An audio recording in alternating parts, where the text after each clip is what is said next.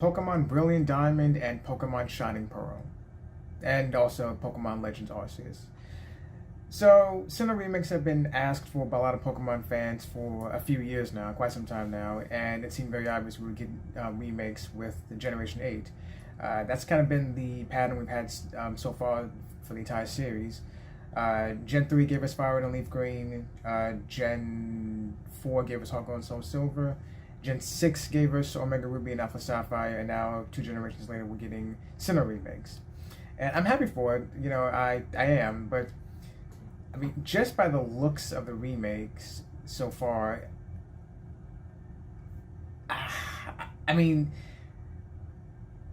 God, how can I put this? Like, the art style that they've chosen. I mean, I just the way it looks. Honestly, I may as well just play Platinum. You know,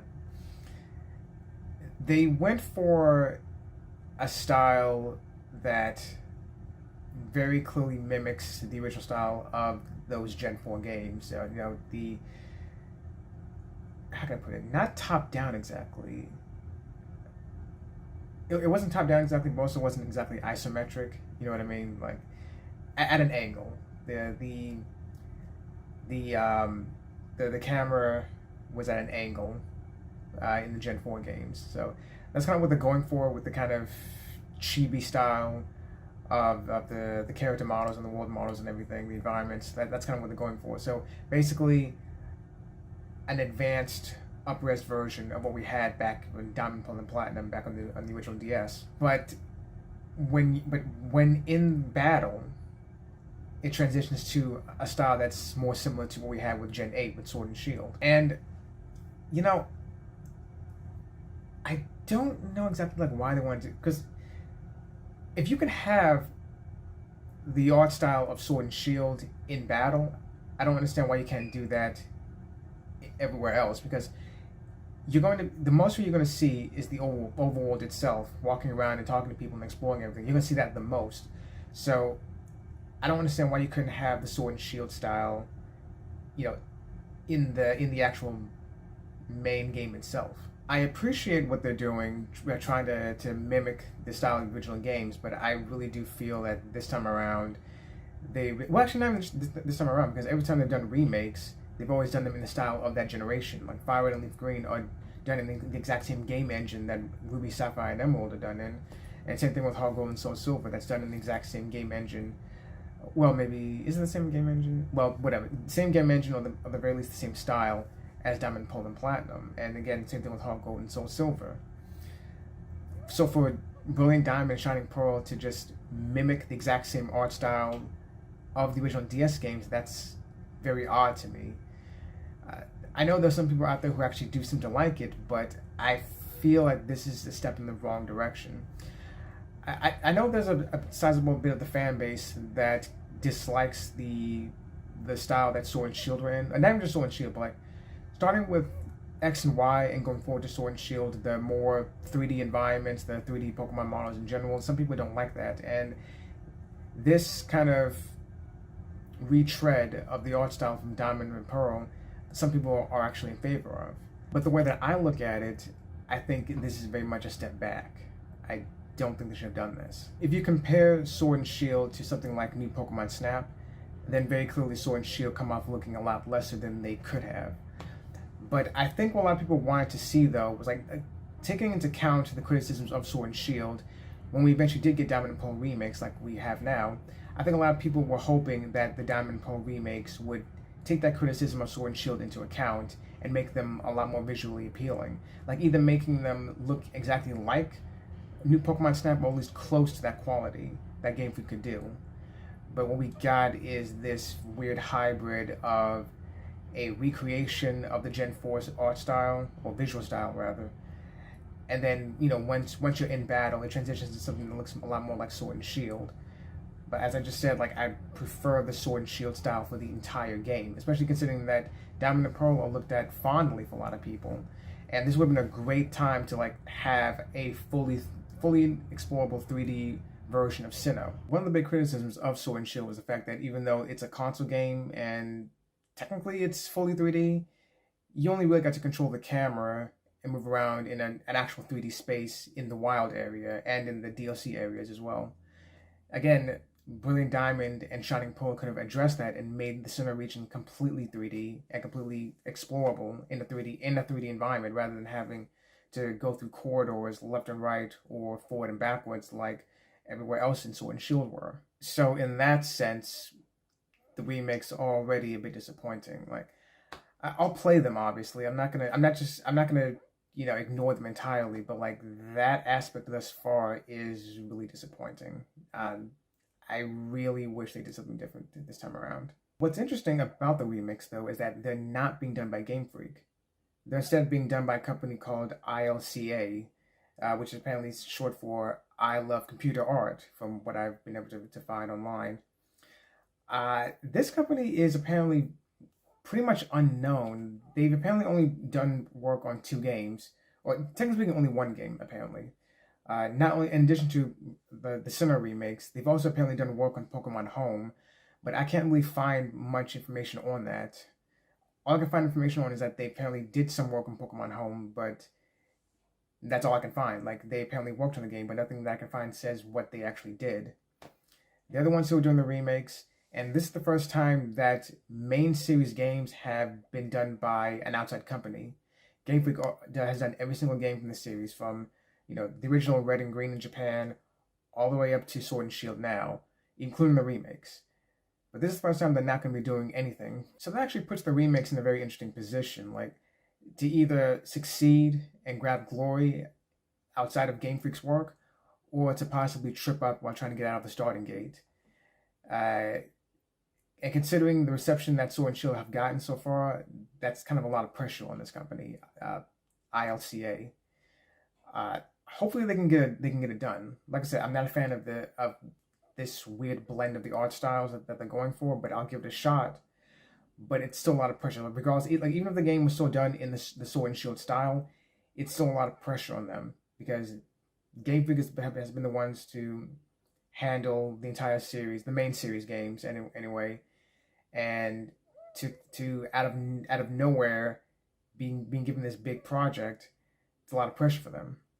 I hope it'll work out. I'll give it a shot, but it's definitely an interesting thing that's happening for these new installments or retreads of older games, however you want to put it. It's definitely an interesting situation. One really cool thing about it, though, we're one step away from finally getting remakes for Black and White. I'm excited for that. That's not gonna happen for maybe the next 3 to 4 years. I would guess maybe about that long. Maybe, and we'll possibly see them on Nintendo's next system. And obviously, whatever the Generation 9 games are going to be, we'll get the remakes after those. But I would say the next 3 to 4 years, we'll see the Gen 5 remakes. And I'm excited about that. And please, Lord God. Like, because of what the Sinnoh remakes are doing, this weird hybrid art style they're going for, it makes me kind of worried about what will happen with the eventual Gen 5 remakes. Like, if this works out well, oh, God, if this actually works out really well, they probably, for Gen 5 remakes, they're probably, well, it depends. Like, it depends what the overall reception will be once the games are out and people can get them in their hands and play them extensively. But if this does go well, then we might see, like, Gen 5 remakes do the same thing, have this hybrid art style. But if it doesn't do well, we may see a more advanced version of of Sword and Shield's art style. Hopefully, the Gen 9 games can take the criticism that Sword and Shield had in stride, and deliver a much better product, a much more visually appealing product, all around. And hopefully, the Gen 5 remakes will be able to build on that. But if Brilliant Diamond and Shining Pearl do well, we may see more of this hybrid style going forward, and I don't want that. Like, as empty as big and empty as Sword and Shield were, I think the visual style was the right way to go. It's just the execution that Game Freak did, that's where they misstepped. So going forward, I hope that Game Freak will be more aware of the mistakes that they made with Sword and Shield and can improve things with Gen 9 and with the future Black and White remakes. Which makes me wonder if we also get Black 2 and White 2 remakes. We might. I mean, they might as well do that. If they do decide to do Black and White and Black 2 and White 2, Generation 9 may be like the biggest generation of, no, actually, 4, 2, 4, no, yeah, it actually would be the biggest, like the biggest generation as far as the main games are concerned. That there will be 6 games in one generation. But they could also, I mean, nothing says they have to do Black 2 and White 2 remakes in the same generation, but it'd be cool if they did. But if they don't do that, then I assume maybe Generation 10 we get Black 2 and White 2. And at that point, it makes me kind of wonder, do we actually need X and Y remakes at that point? Like Generation 11, 10 or 11, however they decide to do things, would we actually need X and Y remakes? Because I think at that point, they could just port X and Y to the main Nintendo consoles and just call it a day. They would be like uncompressed. They'd be given a boost by the superior hardware of whatever the Nintendo system at the time will be. I don't think we need full remakes of those games. But if they did do remakes, I'd say the only thing they could really do is just make the entire game completely 3D and explorable in a completely 360-degree environment, as opposed to, the side-scrolling corridors and only the small sections where you have a bigger degree of freedom to move around in. Of course, that's all speculation. We have to wait and see how things turn out. But regardless, I'm excited to see what we're going to get after Brilliant Diamond and Shining Pearl. So obviously, the other thing that caught people's attention was Pokemon Legends Arceus. It takes place in ancient Sinnoh and appears to be, well, it appears to be, well, the kind of Pokemon game people have wanted from the start. Like, at the very least, ever since maybe Diamond and Pearl itself, or maybe just like people speculating, if they did, actually, no, let me phrase that. Ever since Pokemon Coliseum and Gale of Darkness on GameCube, that's what people have been dreaming of a full-scale Pokemon game on consoles. Coliseum and Gale of Darkness really gave people a sneak peek of what the potential of Pokemon could be. A full-scale RPG on console. Those 2 games gave people a glimpse of what that could look like. X and Y kind of edged us towards that possibility, and we got there a little more with Sun and Moon. And people expected Sword and Shield to completely deliver on that idea, and again, as we know, that didn't work out exactly.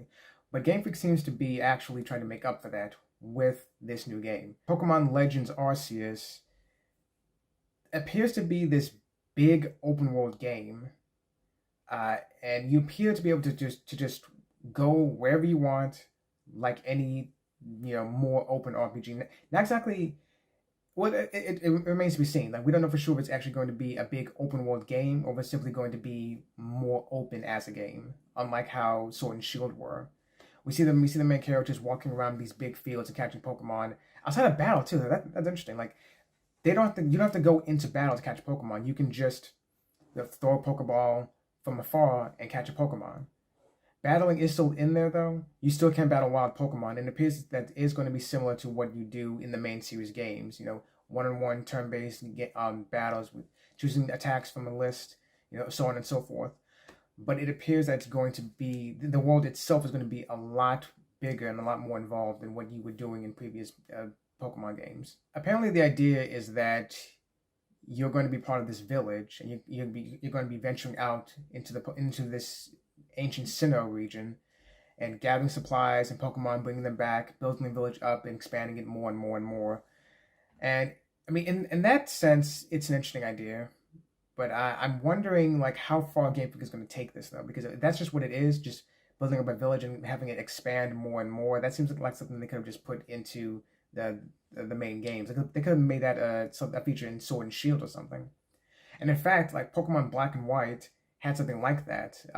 Join Avenue was this kind of strip mall that you could build up. You can invite different vendors to come and establish shops there. You can pay to have things upgraded more and more and more. And eventually you could also, like, as things build up, you can also like get a salary from there, talking to your assistant. They give you the money that's accumulated, that sort of thing.